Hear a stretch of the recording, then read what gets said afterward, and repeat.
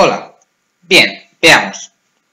Ahora voy a hacer una explicación sobre lo que sería desde que cae el Imperio hasta los frentes de la Guerra Fría. Aún así, hay mucho más para explicar. Es decir, queda para explicar el tema de África, el tema de cómo se generan las democracias, cómo se crean, etcétera, ¿vale? Bien.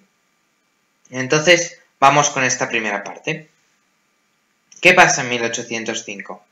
En 1805 lo que pasa es que cae el Imperio. ¿Cuál? El Imperio austrohúngaro, ¿no? El último imperio legítimo, ¿no? ¿Cómo cae el Imperio austríaco, ¿no? En sí. Por causa de lo que sería, Napoleón, básicamente. Es decir, la Revolución Francesa, sabéis que acaba trayendo a Napoleón y Napoleón acaba conquistando, pues, múltiples territorios de Europa, ¿no? Pues Napoleón es el que obliga a Francisco, ¿se llamaba? Francisco I, el emperador, el cual se le pide que, se le obliga a dejar su corona y esa misma corona es la que Napoleón se pone a sí mismo como emperador, ¿no?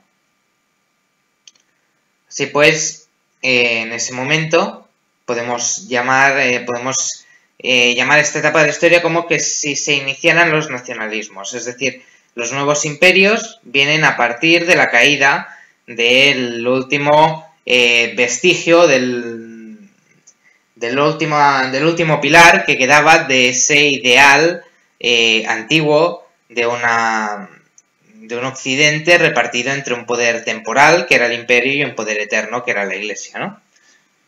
Vale. Estos nuevos imperios, ¿cuáles podrían ser? Pues podrían ser, por ejemplo, el británico, que fue bastante efímero, aunque, bueno, viene de atrás, ¿no? El británico.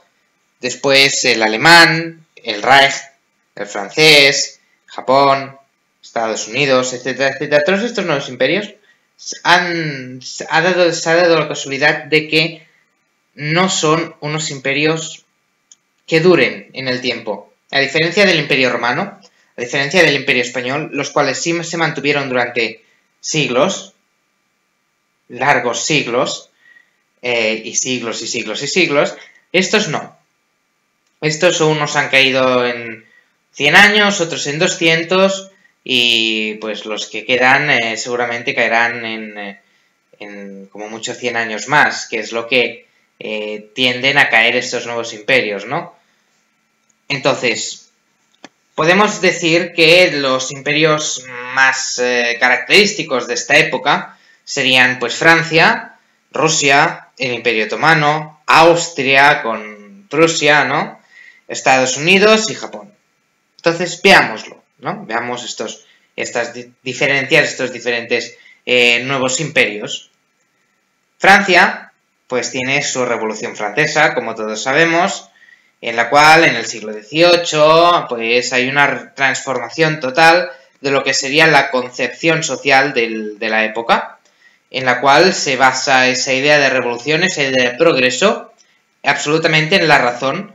Entonces es una idea antihistórica, realmente rompe con la teoría histórica clásica, la teoría filosófica clásica de entender que hay algo más atrás, quizás una providencia o un orden, que es el que se sigue, pues solo se basa en la razón, por lo tanto también tiene varios elementos los cuales nos inducen a pensar que rompe, a creer, a determinar que rompe con todo lo anterior. Por eso llamamos a lo anterior a la Revolución Francesa antiguo régimen en lo político.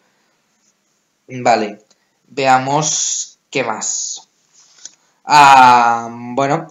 El valor absoluto de las capacidades humanas, es decir, la razón, todo esto se entroniza, digamos, ¿no? Es decir, como pierden los conceptos religiosos, como pierden la idea de que hay una religión más allá de lo que sería, bueno, una trascendencia más allá de lo que sería lo puramente humano, cuando no hay nada más, cuando no puedes creer en un Dios, en algo más allá del humano, de la persona, del ser, tienes que poner características humanas como las supremas, las absolutas. El hombre, de por sí, es un ser religioso, ¿vale? Es decir, o adoramos a Dios, o otros adoran, pues, la razón, otros entronizan los vicios, el fumar, las drogas, cualquier cosa de estas. Pues este absoluto que ponemos y que aspiramos es algo propio de la religión y es algo que el ser humano es el único animal que lo tiene, ¿no? Así que, en vez, como han eliminado el cristianismo, en vez de poner un Dios, lo que ponen es la razón, entronizan a la diosa razón de alguna manera, ¿no? Eso se dice mucho, la diosa razón. Y así, pues, cambian un poquito la concepción. Después, evidentemente, nos vamos a una concepción de voluntad, es decir, se mueve por voluntad las cosas, no hay un orden, no hay una obligación de ser, de hacer, ¿no?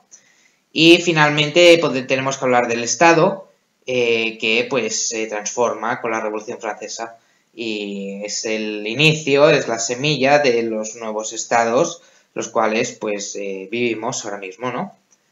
Vale.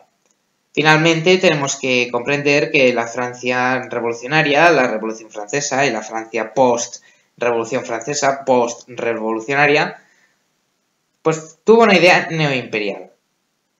Una idea de que quería ser pues un imperio, porque como tenían la razón, ¿no? Como ellos decían, es que nosotros tenemos razón, por lo tanto, tenemos que expandir esa idea revolucionaria a través de las naciones y no solo crear una Francia grande, sino que liberar también de paso a los demás, ¿no? Por eso, pues, invadieron media Europa para liberar a los demás y someterlos a su yugo. Es un poco irónico, ¿no? Por cierto, hay que recordar que en la Francia revolucionaria hubo lo que se llamó el genocidio de la Vendée, con dos es al final, el cual fue básicamente una matanza a lo bestia de cristianos que se negaban a ser revolucionarios y compartir ese ideal francés, ese ideal nuevo, ¿no? Vale, pasamos a Rusia. Rusia sabemos que siempre ha sido un gran país, ¿no? Inmenso, pero pobre, ¿no? Y Rusia, el nacionalismo ruso, recordamos que estos imperios vienen de las ideas nacionalistas, quiere la corona imperial, dice. Nosotros éramos el antiguo Bizancio y por lo tanto nos merecemos la corona imperial, pero eso es falso. Es decir, Bizancio, pues desapareció la corona imperial por el asesinato del emperador que había entonces a manos de su madre. Así que,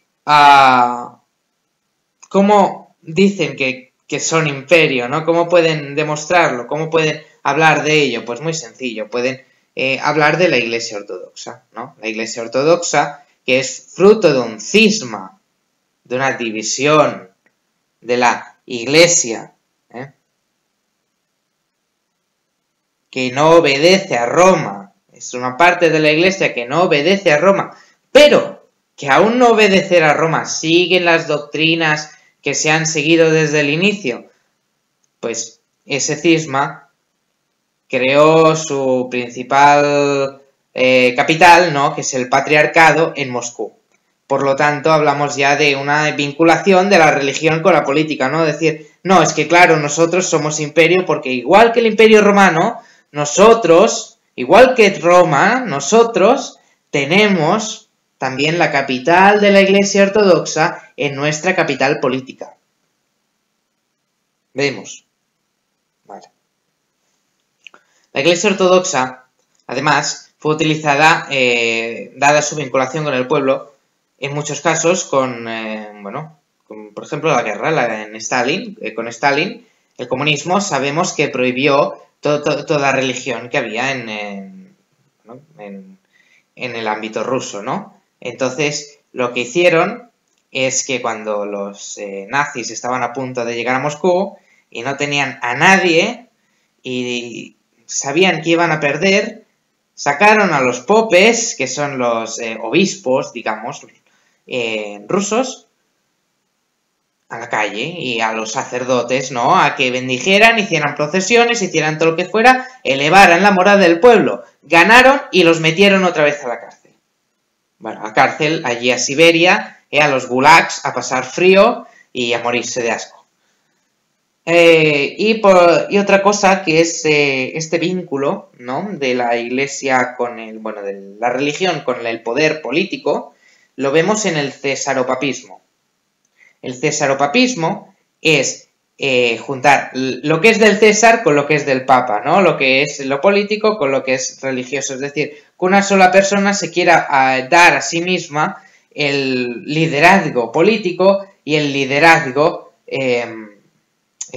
religioso a la vez. Esto se da, por ejemplo, en Bizancio con los emperadores que se llamaban a sí mismos abogados de la iglesia, ¿no? Y también se da en el caso de Rusia por la estrecha vinculación que tenía el emperador con la iglesia. Es más, hay estampillas de la iglesia ortodoxa, ¿no? Que es donde salen los santos, ¿no? Pues hay alguna estampilla que puedes encontrar el dibujo del emperador con una aureola de santidad, ¿no? Esa vinculación tan estrecha que a nosotros nos cuesta ver. También hay que decir que una objeción podría ser, no, es que claro, los curas, los reyes, aquí tenían mucha vinculación. No.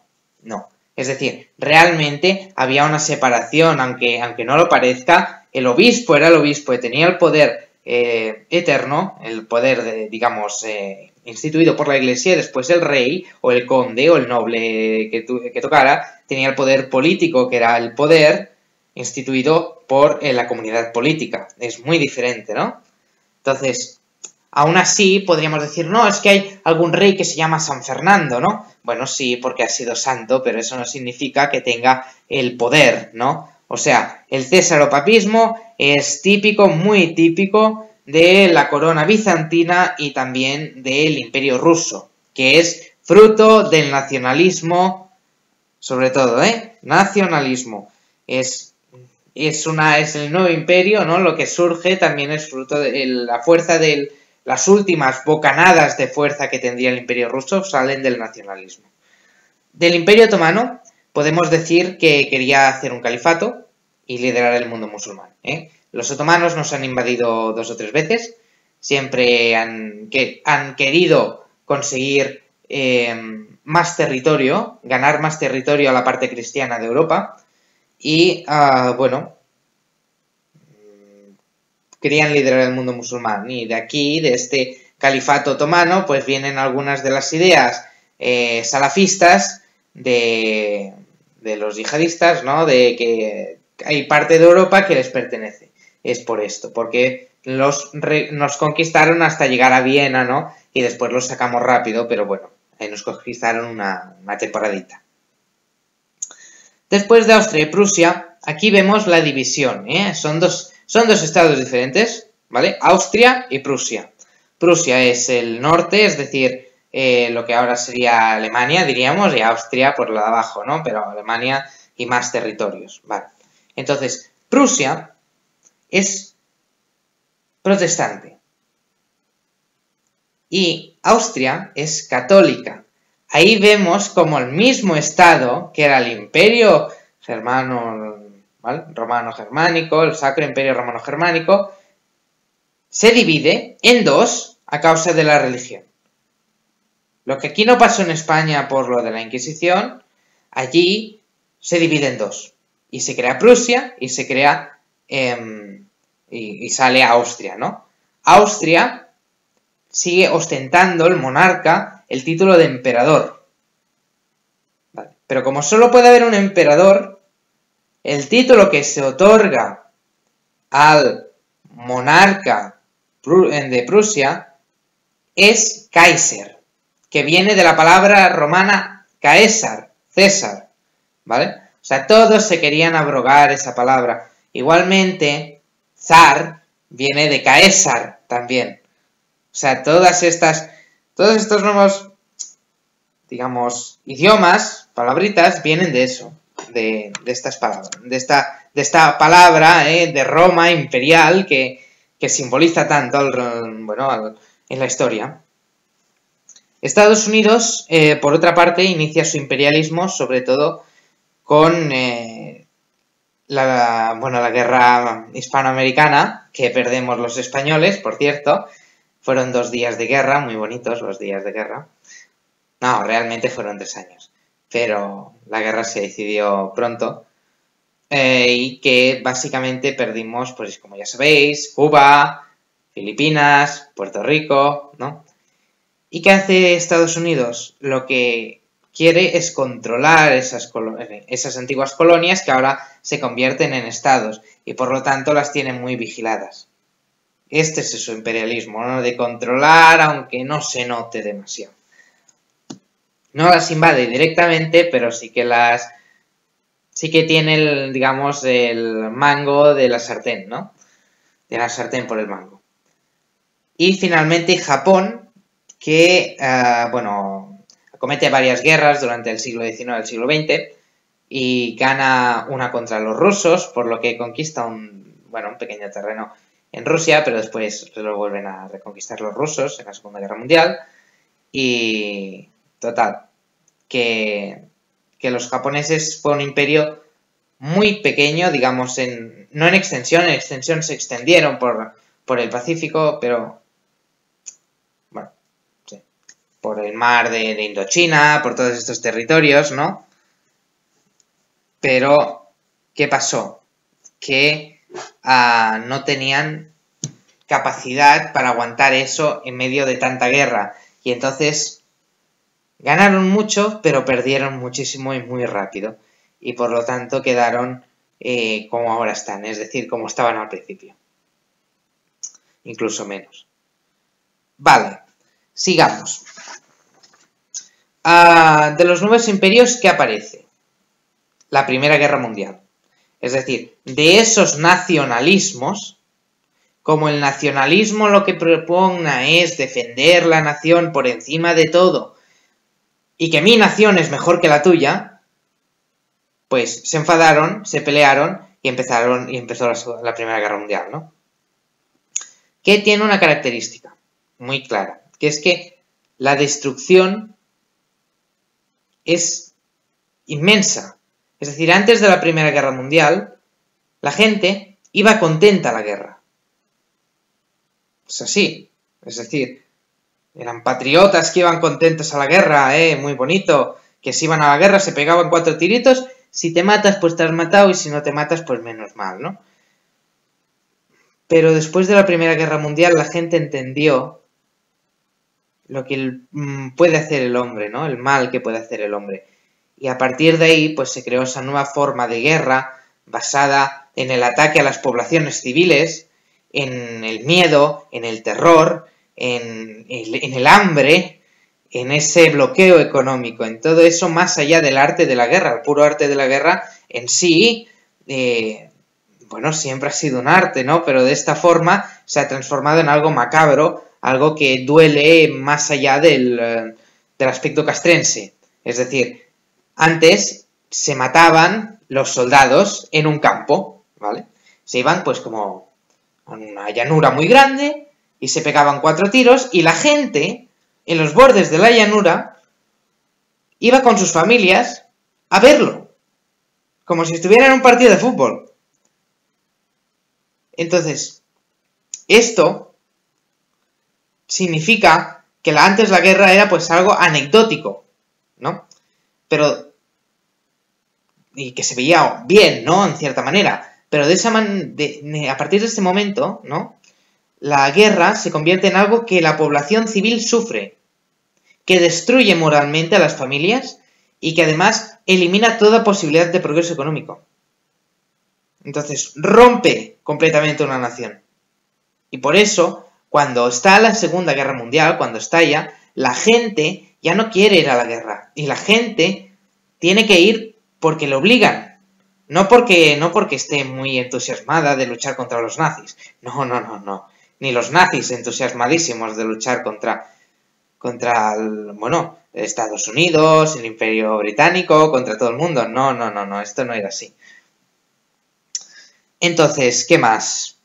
A 1917, bueno, sabemos cómo va, ¿no? La Primera Guerra Mundial, 1914, 1918, ¿no? Entonces, 1917, en Rusia hay una revolución y cae el zar. Cae el zar, es el asalto al Palacio de Invierno, cae el zar y a partir de ahí lo que sucede es que hay una transformación del Estado y pasa a ser un Estado comunista. Con Lenin a la cabeza, después Stalin, etcétera, etcétera. La Revolución Rusa crea un Estado ateo, puramente ateo, y el comunismo destruye la idea humanista de la vida que se había construido a lo largo de tantos años. Por lo tanto, se quita el ser individuo, ¿no? El concepto tan precioso que existe dentro nuestro de poder crear y no sé qué, para supeditarlo a la voluntad de la sociedad. Es decir, la sociedad prima sobre la voluntad del individuo. Vale. También en 1917 existe la Declaración de Balfour. La Declaración de Balfour es de un ministro británico que dice que no les importaría que el pueblo judío, que había sufrido tanto, pobrecitos, ¿no?, tuvieran un Estado. Esto al sionismo le encanta y en 1948 llega ese Estado con la fundación del Estado de Israel, que se ha comido pues más de 3/4 de Palestina, algo inaudito, ¿no? Es decir, quitamos a un pueblo que ya estaba ahí desde hace cientos y miles de años y ponemos a otra gente porque los judíos han sufrido mucho y tenemos que darles un Estado. En 1918, recordemos también que Israel, el Estado de Israel-Palestina, lo que era Palestina, era propiedad era una colonia del Estado del Reino Unido, del Imperio Británico, como queráis llamarle. En 1918 se crea el Tratado de Versalles, con lo cual se acaba la guerra, pero supone una humillación para Alemania. Y eso generará la Segunda Guerra Mundial. Es uno de los factores, además de las crisis, etcétera, etcétera. Además, Austria-Hungría, cuando cae el imperio, recordemos cómo empieza la guerra, ¿no? 1914, el archiduque Francisco Fernando, ¿no?, es asesinado por un nacionalista bosnio. Es decir, los territorios que estaban en poder del imperio austrohúngaro, ¿vale?, con sus propios nacionalismos en dichos territorios, empiezan a matarse los unos a los otros y eso acaba generando un conflicto de escala internacional por las promesas de ayuda entre unos y otros y genera la Primera Guerra Mundial. Es decir, el nacionalismo fue el iniciador, la ideología nacionalista fue la que acabó provocando esa guerra mundial. El Reich cae, es decir, el Kaiser, ¿no?, cae cuando en 1918 hay el Tratado de Versalles. Se impone una república, la República de Weimar, que es una república con tintes socialistas, y el nazismo,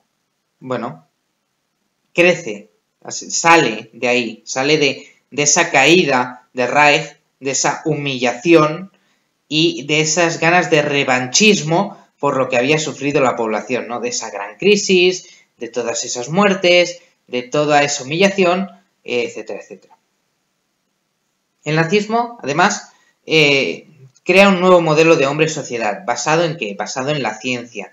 Eso lo hemos visto, la ciencia en el nazismo es muy importante. Y a diferencia de los demás fascismos, el nazismo sí que caló en la conciencia del hombre de a pie, y seguían sus postulados y aceptaban todo lo que decían a pies juntillas porque era lo que estaba bien.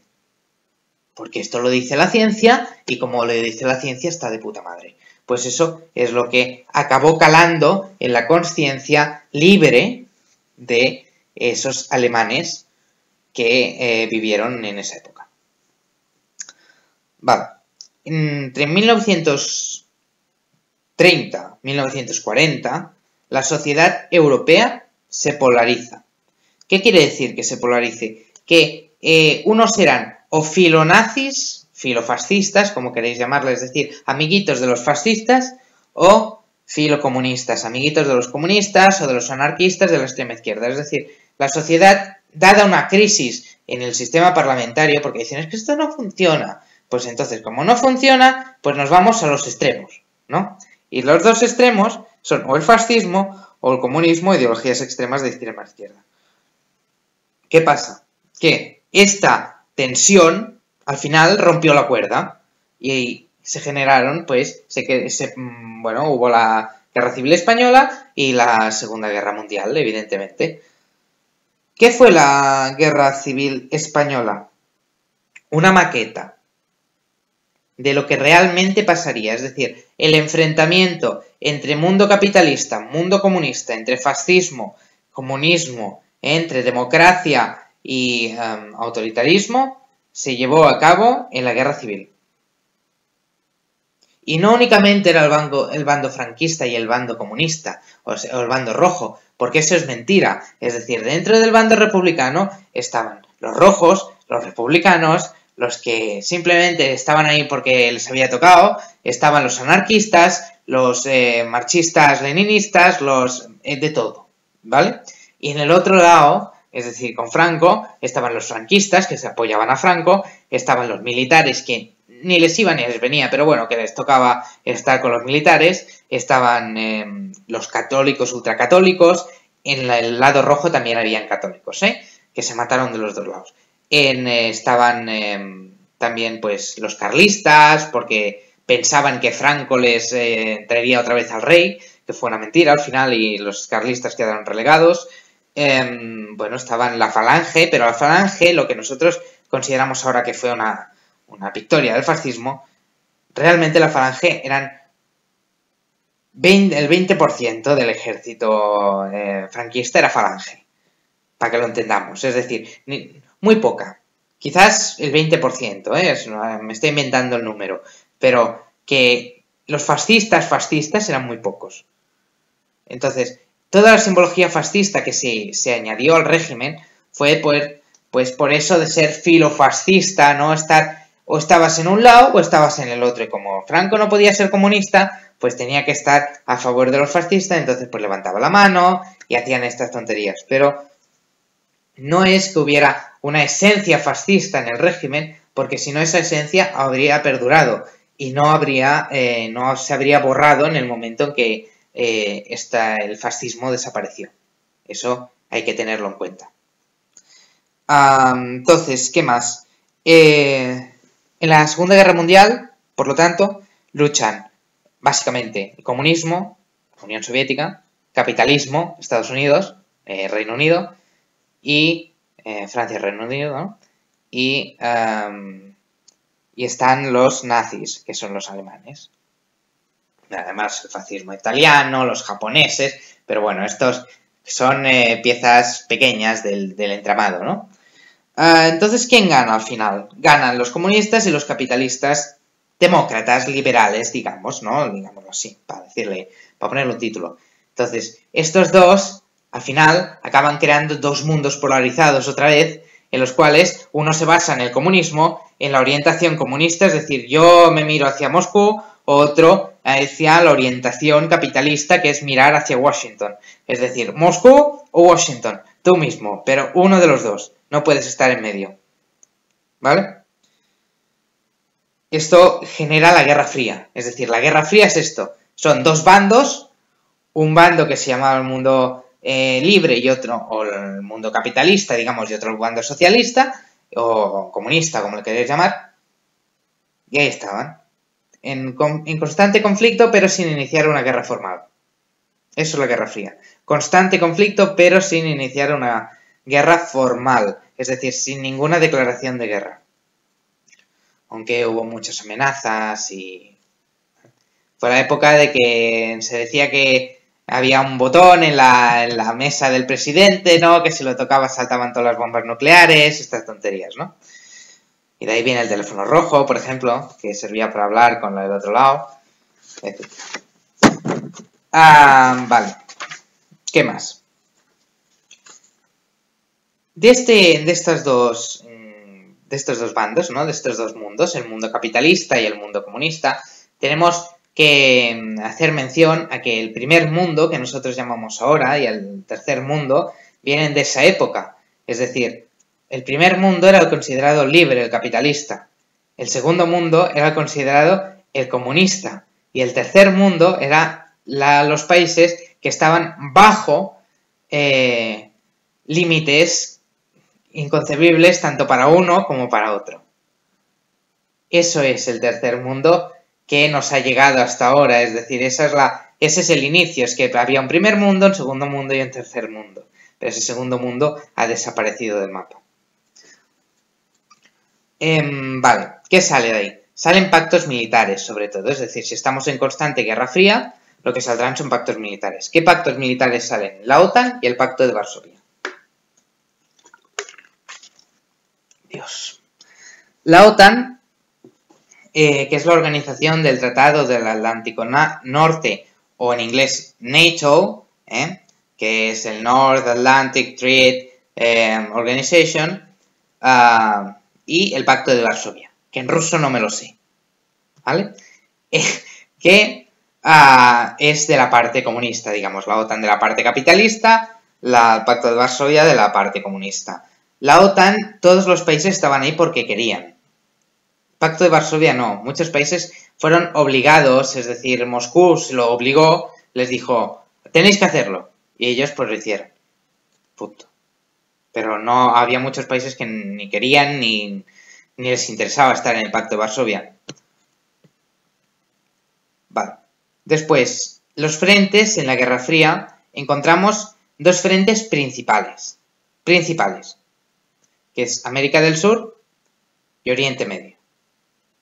¿Por qué América del Sur y Oriente Medio? América del Sur porque, por ejemplo, en ese momento empezaron a haber democracias y esos regímenes parlamentarios que quizás habían seguido incluso en algún país, pues empezaron a estar llenos de socialistas, de comunistas, entonces, o del otro lado, ¿no? De extrema derecha. Y cada uno pues tenía que financiar a uno u otro, cada bando debía financiar a uno u otro. Así pues en esta época sale Cuba, la Cuba comunista, que es fruto de la caída de un dictador puesto por Estados Unidos. Después la dictadura de Pinochet, que es sacando Allende, por ejemplo, ¿no? Que Allende era un presidente el cual quería hacer una revolución socialista pacífica y a través de la democracia del Estado. Es un presidente muy interesante, si lo queréis buscar. Después tenemos el Oriente, bueno, después tenemos el Oriente Medio. El Oriente Medio, pues, ¿qué pasa? Que hay garantes, digamos, de la estabilidad allí. Y así encontramos diferentes países, ahora os los voy a decir, para, la estabilidad. Irán, antes era el Shah de Persia, pues se vuelve comunista, igual que muchos, ¿no? Turquía, Irán, Arabia, Israel, Turquía, Irán, Arabia, Israel, ¿no? Protegen la zona contra el comunismo, perdón. Irán no se vuelve comunista, es Irak, creo. Entonces, Turquía, Irán, Arabia, Israel protegen la zona contra el comunismo. La periferia asiática y África son otras dos zonas las cuales también hay enfrentamientos. Y así pues, esto lo veremos más adelante, ¿no? Con el tema de África, pero bueno, se puede decir que Asia, pues hubo la guerra del Vietnam, que fue eso, la lucha entre el comunismo y el capitalismo, financiados desde las grandes órbitas, desde las grandes potencias, que eran la Unión Soviética y Estados Unidos, pero dejando que se mataran en otros países, que era lo que convenía, ¿no? En aquella época. Así pues, Japón es una plataforma contra el comunismo, la Conchinchina, Camboya, etcétera, etcétera. El Vietnam, pues, es decir, la Conchinchina, que es Vietnam y Camboya, pues acaban siendo parte de lo que sería la órbita comunista esta, ¿no? Corea, pues, se divide en dos, sabemos que hay la guerra de Corea, en la cual, pues, la Corea comunista se ha quedado con el norte, la Corea capitalista con el sur. La Corea del Sur sabemos que es un desmadre y la Corea del Norte que van todos así. Taiwán es la China capitalista. Taiwán fue una colonia del Reino Unido, del Imperio Británico, pero cuando se independizó, pues quedó a la merced de la voluntad de China. Entonces, pues es un territorio autónomo de China actualmente y, bueno, es la China capitalista, digamos, ¿no? Filipinas, hay una cierta dictadura de Francisco Marcos y es el bastión del capitalismo en lo que sería las pequeñas islas la multitud de islas de Oceanía, ¿no? E Indonesia y Australia pues frenan la expansión del comunismo hacia zonas de África, que no entre por mar, digamos, ¿no? El comunismo. Vale. Entonces, hasta Reagan hay un enfrentamiento por el dominio del espacio. Cae el comunismo, hay un colapso, es decir, el comunismo llega un momento en que colapsa, es decir, en el 1989 cae el muro de Berlín. 1991, el día de Navidad, se disuelve la Unión Soviética con Gorbachev. Entonces, bueno, esto deja un nuevo escenario político en el cual las naciones que eran de la órbita comunista pues quedan desamparadas absolutamente y en muchos casos no saben qué hacer.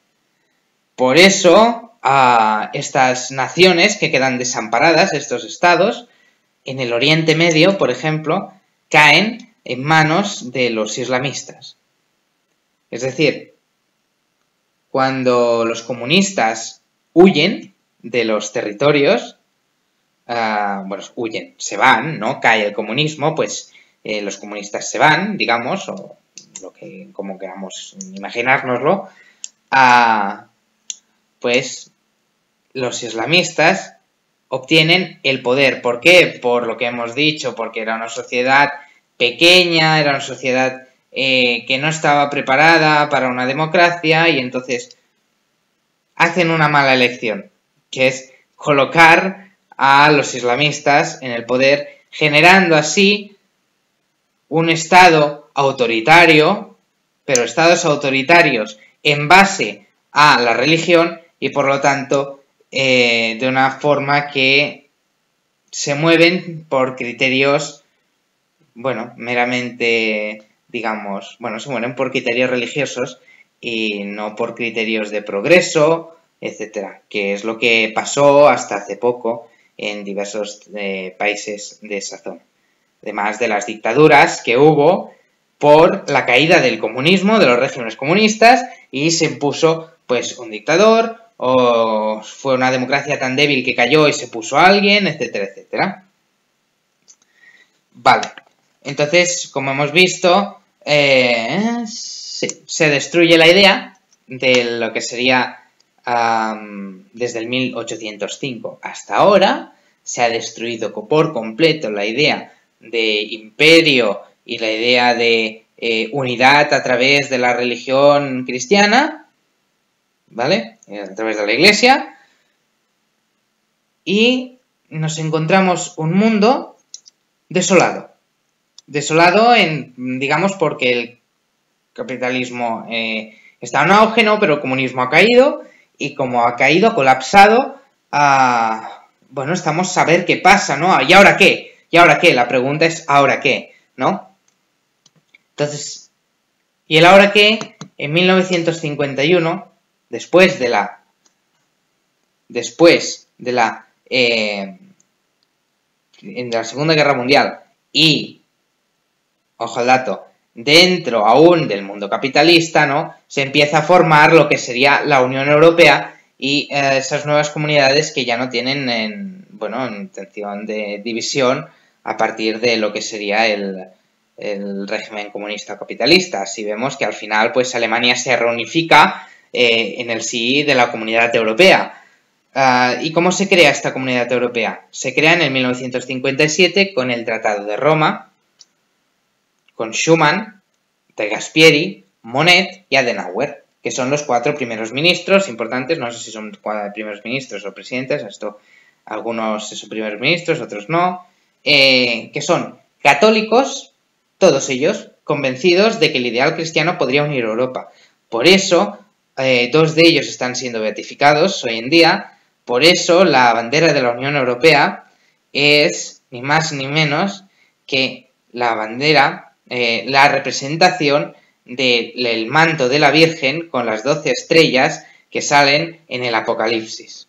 Sí, casualidades de la vida. Además de que, el patronazgo de Europa se le da a la Virgen y otras cosas, ¿no? Pero el núcleo inicial de estas comunidades europeas, el núcleo de este nuevo renacimiento que ya se preveía cuando cayera, pues, estas divisiones mundiales, se intentó unir Europa en este inicio a través de la idea de que el cristianismo, de los principios cristianos fundacionales de Europa, podrían formar otra vez Europa. Y ya está, básicamente. Después nos quedaría África y todas las democracias, etcétera, etcétera, que lo haremos en un próximo vídeo. Venga, muchas gracias.